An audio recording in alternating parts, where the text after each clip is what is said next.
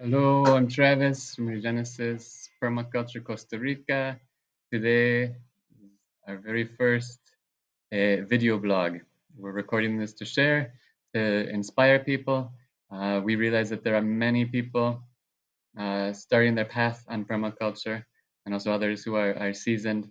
And we're looking for the most efficient use of our time, energy, and resources to spread the information so that we can free ourselves, return to heaven on earth, live in forest gardens, have healthy environments and social support networks, like real social support networks to raise our children.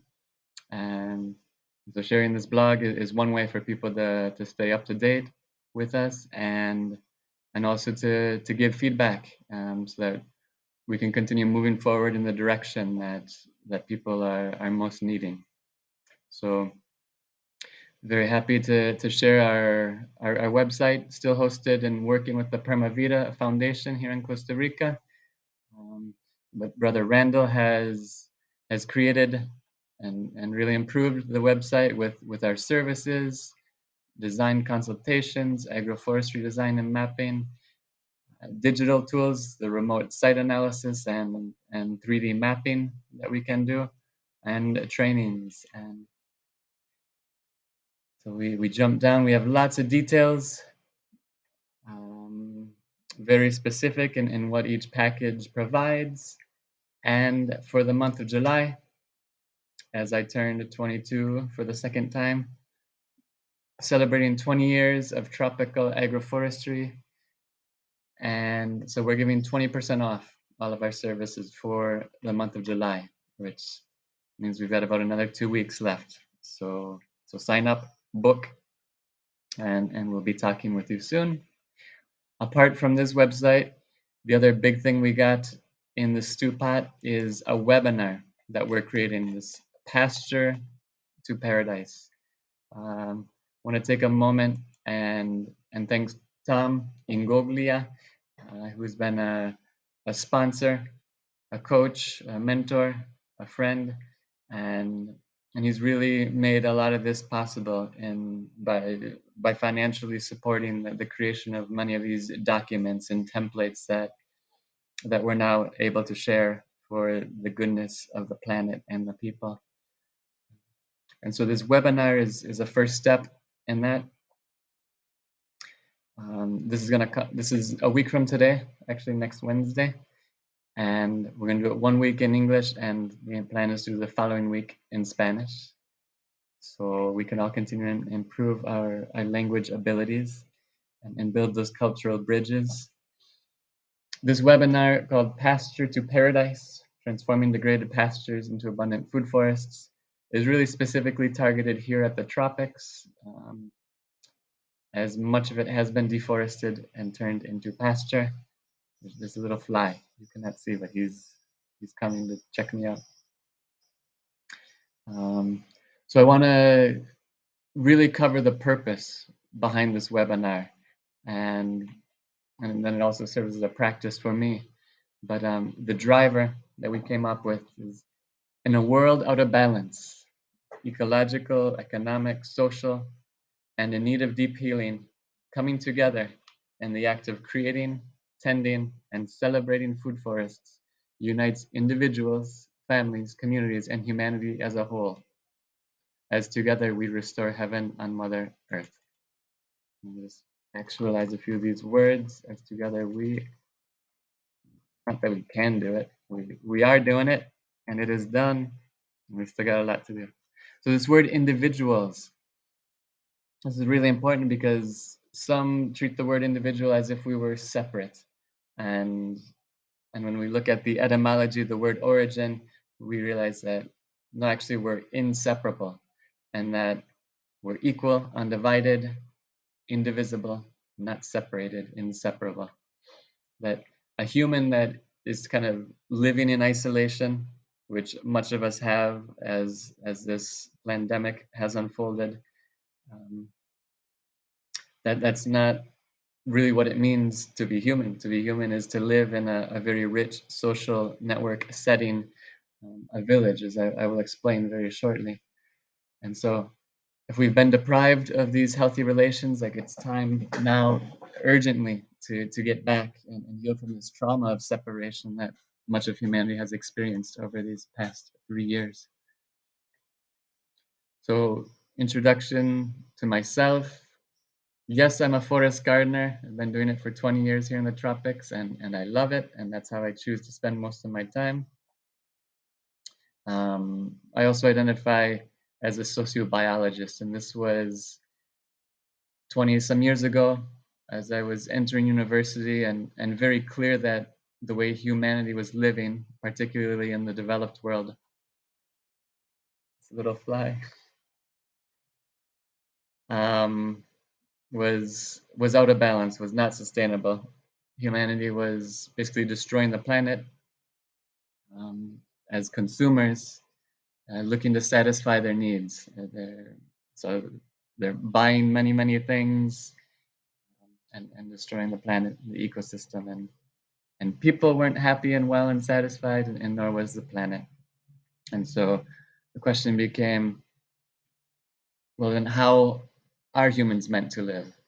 How do we most efficiently and joyfully meet our needs and take care of the planet as we do it? And so the conclusion became very clear. It's living in villages. And the village is where children are together in the center. The mothers who who feed the children literally are, as we're mammals, the mothers are giving milk to the babies, and and so are together. And every day the women are together and they get to talk. I don't know if you've noticed this, but women really like to talk, and they do well when they're together talking. And and so in the village setting, this was a daily occurrence. And now, of course, humanity has come to be very separated with the this idea of a nuclear family where mom and dad and one child and a dog and a cat are gonna satisfy the needs, and it's really an illusion in the sense of being ill and dysfunctional. And so recognizing that we have evolved and have organized ourselves into villages for the great majority of human history, because that's how we thrive. That's how we do best. That's how we most joyfully live out our lives as humans. And there's a very beautiful interaction between humans and villages and food forests in the way that they all nurture or support one another. And this word nurture from Old French, nourrir, maybe is how you pronounce it, to nourish or to rear. And this little by little came into the English language, implying the care, the support, and nourishment provided for the growth and development of someone or something, whether it be physical, emotional, or intellectual. And so humans nurture food forests just as food forests nurture humans. And humans nurture villages just as villages nurture humans. And villages, groups of people together, nourish the food forests as the food forests nourish these villages. So this has been the vast majority of human history. Um, and we deviated from that very strongly about 10,000, 12,000 years ago, as much of humanity embarked on the path of annual agriculture, growing wheat, corn, beans, rice, kind of as staples. And there's a much larger story maybe we can go into another day on that. So I'm going to continue on this webinar, really the why of why we grow food forests. You see that fly? That's the fly. Near my eye. Excuse me. Thank you. You. Okay. So so why food forests? Why convert pastures into food forests? First of all, pastures are not the enemy. We can live with pastures. It's really the management or lack of management. And I'll explain this much further down in the webinar. But we grow food forests because they provide total abundance. They provide all the food, medicine, vegetables, oils, fruits, fibers, and fuels that we need to live, and that we need to live well. It's a simple lifestyle, but it's very nourishing, very satisfying, and the ability to meet our basic needs is number two of sovereignty, self-sufficiency, and resilience. If we value these things, we need to be able to provide the majority of what we're consuming very locally. And living here and where there are many food forests nearby, I can easily say that 80-90% of what we consume comes within a few kilometers of where we're growing in. And maybe we choose to eat more luxury things because we have this ability, but the importance is that we're not dependent on it. We have things locally that we can survive on as economic and ecological stressors and surprises come up more and more frequently. Food forests are a type of regenerative agriculture, so not only does it produce food and things we need for our basic living, they also restore ecosystems, sequester carbon, improve soil quality, mitigate climate change, conserve and regenerate the water cycles, support pollinators, beneficial insects, and biodiversity, all things that the planet is happy for us to be doing. Food forests require less time and labor for us to meet our basic needs. People in annual agriculture, traditional farming communities, and also industrialized nations, they work much more than people who live in and and and nurture and are nurtured by food forests.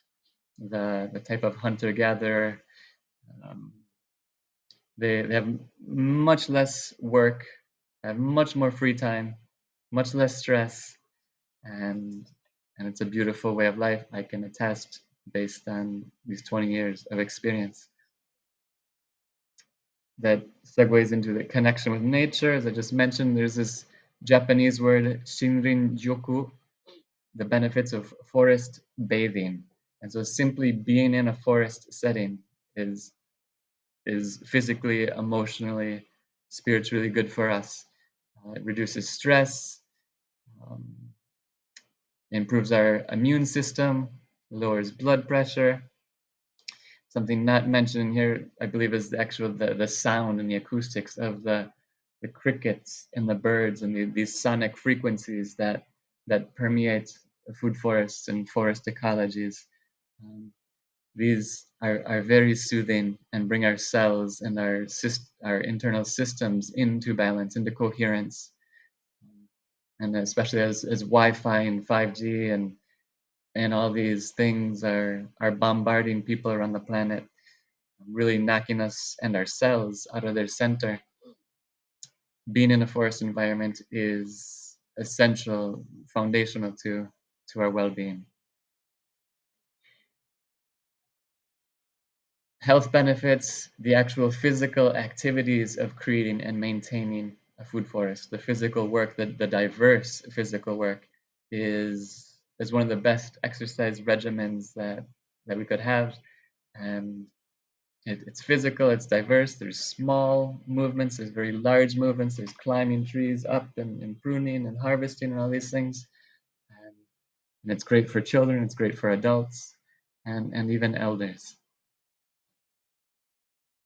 These final 3 points: recreational opportunities, educational experiences, community building. I'm just going to clump them out in all together and say for humanity to recover from what's happened over this pandemic and the separation of children and families, and the social separation and the addictions people have to their screens. Um, Hi, we're on a screen. To come back together in the act of creating food forests with children, with elders, men and women, is really, I see, one of the catalysts for the deepest healing that is necessary for us, humanity here and the planet. So here are some references for some of these claims I've made up above. Please dig in. I'm going to add another one, which is 1491, a book but the Americas before Columbus came, and there's lots of evidence in this for the vast forest gardens in the Amazon and in North America. North America, maybe more savanna forests with lots of pasture. But the scale and complexity of these societies is much beyond what we were taught in history, and much beyond what history classes continue to teach students today. The Americas were thriving and bustling and, and had diverse cultures before the Europeans came and were able to gain a foothold on this continent. So apart from that, I just want to point out that in this webinar, and accessible through other ways as well through the YouTube channel, there are many documents. This is, again, give credit to Tom for supporting, inspiring the creation of these documents. They're all, for the moment, in Google Drive. It's a whole series of documents of how to create and maintain food forests and permaculture systems. So from worm, lombricompost, worm farming, to chickens and a whole list of different species of pineapple, papaya, bananas, and the microorganisms, and specifically the support species, the plants that we plant to help regenerate these pastures that aren't necessarily our target fruit trees or medicine plants, but they're ones that actually regenerate and feed the soils and create the biomass that has washed away over decades of cattle farming, ranching. So these documents are great. They're diverse. They have lots of links into other documents, and to some YouTube videos to really help people orient and come in and begin to understand what it takes to create and manage a food forest. It's very different from an office job. Apart from that, I just want to direct you to the YouTube channel, Regenesis Permaculture CR. That wasn't, well, something's happening. And this is maybe the best place to follow us, because again, there are links in here to the Google Drive and these documents, and we're doing our best little by little to show some of the things we need to learn to effectively and joyfully manage these forest gardens. We can be efficient with our time, energies, resources, and thank you very much. Please give some feedback here. Leave comments, follow, like, love, support, subscribe, and share. Let me know what you would like for me to talk about, to cover in the upcoming blog. Next week, we'll do another one. Give me a little flexibility. It's not going to be like a clockwork, at least maybe not yet. But I do look forward to sharing more and getting feedback from you all. Much love, muchas gracias, pura vida.